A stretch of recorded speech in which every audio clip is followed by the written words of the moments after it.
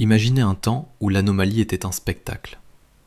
Derrière les rideaux de velours rouge, des êtres au destin brisé devenaient des icônes de foire. Préparez-vous à plonger dans l'ombre des freak-shows. Voici l'histoire bouleversante de 10 légendes interdites qui ont réellement existé. Numéro 10.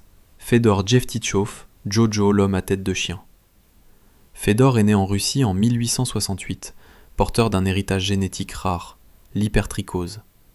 Cette maladie, qui couvre le visage et le corps d'une fourrure épaisse, aurait pu rester une curiosité médicale locale si le célèbre P.T. Barnum ne l'avait pas repéré. À l'époque, le public était avide de récits sauvages et d'exotisme brut. Barnum, en maître de la manipulation médiatique, ne s'est pas contenté de présenter Fedor. Il a inventé une légende cruelle de toutes pièces pour maximiser les profits. Il racontait aux foules que Fedor avait été capturé dans une grotte reculée de Russie par des chasseurs de loups, après que son père, un être prétendument sauvage et indomptable, eût été abattu sous ses yeux. Pour parfaire cette mise en scène déshumanisante, on forçait le jeune Fedor à aboyer, à grogner et à montrer les dents devant une assistance terrifiée, le traitant plus comme un animal de ménagerie que comme un jeune homme. Mais derrière ce masque de poils et ces grognements de commande se cachait une réalité bouleversante. Fedor n'était pas la bête qu'on lui ordonnait d'être. C'était un homme d'une douceur infinie, doté d'une intelligence vive. Il parlait couramment 3 langues et profitait des entr'actes pour s'adonner à sa passion, la littérature classique. Imaginez la torture psychologique de cet homme cultivé, obligé chaque soir de renier sa propre humanité et son langage pour simuler la sauvagerie devant des gens qui ne voyaient en lui qu'une erreur de la nature. Il est mort prématurément d'une pneumonie en Grèce, loin de ses proches, seul dans une chambre froide, emportant avec lui le secret d'une âme que le monde a refusé de reconnaître derrière l'apparence. Numéro 9. Stéphane Bibrovski, Lionel, l'homme au visage de lion. Souvent confondu avec Fedor, Stéphane Bibrovski possédait une fourrure blonde, longue et soyeuse, qui lui donnait une allure royale. Son histoire commence par un rejet familial déchirant. Sa mère, une femme pieuse et superstitieuse, était persuadée que son fils était une malédiction divine. Durant sa grossesse, elle avait vu son mari se faire attaquer par un lion de cirque, et elle était convaincue que cette vision avait marqué l'enfant. Incapable de supporter le regard des voisins, elle le vendit à un impresario allemand alors qu'il n'avait que 4 ans. Stéphane passa ainsi toute sa vie sur les routes, exposé comme une curiosité biologique sous le nom de Lionel. Ce qui rend l'histoire de Stéphane si tragique, c'est son désir désespéré d'intégration. Malgré son apparence, il était d'une élégance rare, portait des costumes sur mesure et rêvait de devenir dentiste pour soigner les autres. Une nuit, alors qu'il séjournait dans un hôtel, un incendie se déclara. Stéphane fut l'un des premiers à sortir, mais les témoins remarquèrent une chose étrange. Il ne fuyait pas seulement le danger, il se couvrait désespérément le visage avec ses mains. Il confiera plus tard avec une tristesse infinie que si ses poils brûlaient, il ne serait plus qu'un homme ordinaire, mais sans argent et sans métier. Il préférait risquer sa vie plutôt que de perdre sa différence, car elle était sa seule source de revenus dans un monde qui ne l'aurait jamais embauché pour son cerveau. Il mourut d'une crise cardiaque à 41 ans, n'ayant jamais connu la paix d'une vie normale. Numéro 8. Annie Jones, la femme à barbe. Annie Jones est sans doute l'une des figures les plus emblématiques des freak-shows du XIXe siècle. Sa carrière a débuté de façon presque absurde alors qu'elle n'était qu'un nourrisson de 9 mois. Ses parents, attirés par l'argent facile promis par Barnum, acceptèrent de l'exposer pour une somme dérisoire. À l'âge de 5 ans, Annie arborait déjà une barbe complète et des favoris fournis.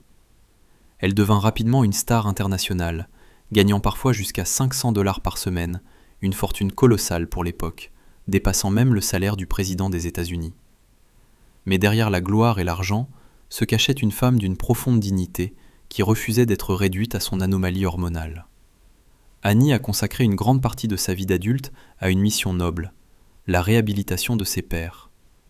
Elle détestait le mot « fric » et militait activement auprès des propriétaires de cirques pour que les artistes soient traités avec respect et humanité. Elle était une musicienne virtuose, capable de captiver une audience par son talent seul. Malheureusement, la tragédie de sa vie fut sa fin brutale. Atteinte de la tuberculose à seulement 37 ans, Elle s'éteignit dans la force de l'âge. Son dernier souhait fut le plus poignant. Elle demanda que sa barbe ne soit jamais rasée après sa mort. Elle voulait être enterrée telle qu'elle était, refusant de donner au monde la satisfaction de la voir normale, une fois qu'elle n'aurait plus la force de se défendre. Numéro 7. Isaac Sprague, le squelette vivant. Né en 1841 dans le Massachusetts, Isaac Sprague était un petit garçon parfaitement normal, vif et en bonne santé. Mais à l'âge de 12 ans, après une baignade en rivière, il commença à perdre du poids de manière inexpliquée et foudroyante. Sa condition, aujourd'hui identifiée comme une atrophie musculaire extrême, le transforma en squelette vivant. À l'âge adulte, il mesurait 1,68 m mais ne pesait que 18 kg. Ses os étaient à peine recouverts d'une peau translucide, et son visage était creusé comme celui d'un spectre. Incapable d'exercer un métier manuel, il se tourna vers le cirque pour ne pas mourir de faim. La vie quotidienne d'Isaac était une agonie physique. Il était si faible qu'il devait porter en permanence un flacon de lait sucré autour du cou. S'il ne buvait pas de petites gorgées toutes les quelques minutes, son corps n'avait plus assez d'énergie pour faire battre son cœur, et il s'évanouissait sur scène. Pourquoi s'infliger un tel calvaire ? La réponse est d'une beauté tragique. Il était père de 3 fils, qu'il aimait plus que tout. Isaac acceptait les rires moqueurs et le voyeurisme malsain du public pour s'assurer que ses enfants ne manquent jamais de nourriture, contrairement à lui. Il finit par mourir dans la pauvreté absolue à Chicago, après avoir vendu son propre corps à la science pour $1000 afin de léguer un dernier héritage à sa famille. Un sacrifice total, accompli sous les projecteurs d'un public qui ne voyait qu'un monstre, là où se trouvait un héros. Numéro 6. Grady Stiles, le garçon homard.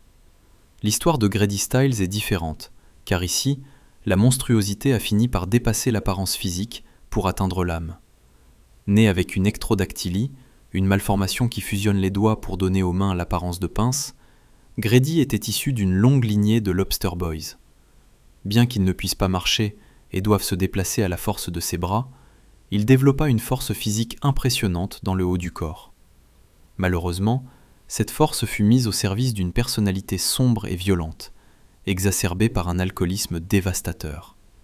La bascule vers l'horreur eut lieu en 1978. Dans une rage folle, Grady abattit de sang-froid le fiancé de sa fille, car il désapprouvait leur union. Lors du procès, un vide juridique incroyable se produisit. Le juge admit que Grady était coupable, mais affirma qu'aucune prison n'était équipée pour gérer son handicap sévère. Il fut condamné à de la prison avec sursis et rentra chez lui. Enhardi par cette impunité, il devint un tyran encore plus cruel pour sa famille, se vantant d'avoir tué et de s'en être tiré. C'est finalement sa propre femme qui, par pur instinct de survie pour elle et ses enfants, engagea un tueur pour l'assassiner en 1992. C'est la fin tragique d'un homme qui, à force d'être regardé par la société comme un monstre, a fini par laisser ce monstre dévorer son cœur. Numéro 5. Ella Harper, la fille chameau. Ella Harper est l'un des exemples les plus inspirants de résilience. Née en 1870, elle souffrait d'un recourbement des genoux vers l'arrière, une condition orthopédique rare appelée genu recurvatum. Cette malformation l'obligeait à se déplacer à 4 pattes, ce qui lui valut le surnom cruel de fille chameau. Dans les années 1880, elle devint la tête d'affiche du cirque Harris, où elle était payée la somme astronomique de $200 par semaine. Le public se pressait pour la voir marcher dans l'arène, souvent accompagnée d'un véritable chameau pour accentuer le spectacle. Ce qui rend Ella exceptionnelle, c'est son autodétermination. Elle ne se voyait pas comme une victime. Sur ses cartes de visite, elle faisait imprimer « On m'appelle la fille chameau, mais je ne suis ici que pour économiser et aller à l'école. » Elle avait un plan. Dès qu'elle eut assez d'argent, elle quitta le monde cruel des foires en pleine gloire. Elle s'instruit, se maria et mena une vie discrète. Malgré les épreuves de la vie, notamment la perte de sa fille unique et de son enfant adoptif en bas âge, elle ne retourna jamais au cirque. Elle prouva au monde entier que ses jambes déformées n'empêcheraient jamais son âme de marcher la tête haute. Elle mourut d'un cancer du côlon en 1921, laissant derrière elle l'image d'une femme qui avait vaincu son destin. Numéro 4. Charles Stratton, le général Tom Thumb. Charles Stratton n'avait que 4 ans quand P.T. Barnum le découvrit. Il mesurait alors à peine 60 cm. Barnum, sentant le potentiel commercial, mentit sur son âge, affirmant qu'il avait 11 ans, et lui apprit à chanter, danser et à parodier les grands personnages de l'histoire, comme Napoléon Bonaparte. Charles, rebaptisé Général Tom Thumb, devint la première véritable star médiatique internationale, invitée à la cour de la reine Victoria et parcourant le monde entier. La véritable grandeur de Charles ne résidait pas dans sa célébrité, mais dans son cœur et sa loyauté. Son mariage avec Lavinia Warren fut l'événement mondain du siècle aux États-Unis, montrant à une nation entière que l'amour et la dignité ne se mesuraient pas à la taille. Plus tard, lorsque Barnum fut menacé de faillite à cause de mauvais investissements, c'est Charles qui utilisa sa propre fortune pour sauver son ancien mentor. L'esclave était devenu le sauveur. À sa mort d'une attaque cérébrale à 45 ans, plus de 10 000 personnes assistèrent à ses funérailles de New York. Il n'était pas là pour voir une curiosité, mais pour pleurer un homme qui, malgré sa petite taille, avait porté l'espoir de milliers de personnes. Numéro 3. Myrtle Corbin, la femme à 4 jambes. Myrtle Corbin est née au Texas en 1868, avec une anomalie fascinante. Elle possédait 2 bassins côte à côte et 4 jambes. Les 2 jambes centrales, plus petites, appartenaient à un jumeau parasite qui ne s'était jamais pleinement développé. Myrtle pouvait bouger ses petites jambes, mais elles étaient trop faibles pour supporter son poids. Très vite, elle devint une attraction majeure sous le nom de « la fille à 4 jambes du Texas ». La vie de Myrtle est un témoignage de normalité conquise sur l'insolite. Loin de l'image de la bête curieuse, elle était une femme d'une grande culture et d'une douceur remarquable. Elle épousa un médecin, le docteur Bicknell, et ensemble ils eurent 5 enfants en parfaite santé. La science de l'époque fut stupéfaite d'apprendre qu'elle avait pu porter des enfants dans ces 2 utérus différents. Mais le moment le plus poignant de son histoire se situe après sa mort. Sa famille l'aimait tant qu'elle craignait que des pilleurs de tombes ou des médecins sans scrupules ne volent son corps pour l'étudier. Ils ont dû couler son cercueil dans une épaisse chape de béton et monter la garde pendant des jours, jusqu'à ce qu'il soit sec. Même dans l'au-delà, Myrtle a dû se battre pour que son corps reste sa propriété privée. Numéro 2. Chang et Eng Bunker, les jumeaux siamois. Originaires du royaume de Siam, actuelle Thaïlande, Chang et Eng sont les hommes qui ont donné leur nom à tous les jumeaux fusionnés de l'histoire. Reliés par une bande de cartilage au niveau du sternum, ils furent amenés aux États-Unis comme des curiosités. Mais les frères Bunker étaient bien plus que cela. Ils étaient des génies des affaires. Ils finirent par racheter leur contrat, prirent parfois le nom de famille Bunker, devinrent citoyens américains et s'installèrent comme fermiers prospères en Caroline du Nord. Ils épousèrent 2 sœurs et eurent à eux 2 21 enfants. La tragédie finale des jumeaux est l'une des plus déchirantes de l'histoire médicale.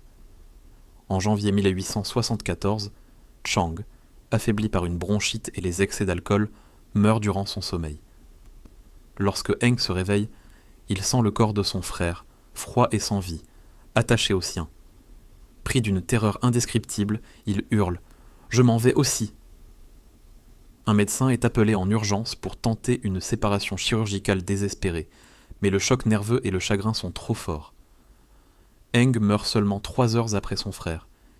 Ils étaient nés dans une étreinte forcée et, malgré une vie de disputes et de personnalités opposées, ils ne purent littéralement pas supporter l'absence de l'autre. Leur lien était plus fort que la mort elle-même. Numéro 1. Joseph Merrick, l'homme éléphant. Joseph Merrick représente le sommet de la souffrance humaine et de la noblesse d'âme. Atteint de difformités extrêmes qui défiguraient son visage et son corps, il vécut une enfance de martyr. Abandonné par sa mère, rejeté et battu par son père, il finit dans un hospice avant d'être exposé dans des foires londoniennes. On l'obligeait à rester dans l'ombre d'une cage, et lorsqu'il en sortait, le public hurlait de dégoût, lui jetant parfois des ordures. On le traitait comme l'être le plus répugnant de la création. Mais sous cette apparence terrifiante battait le cœur d'un poète.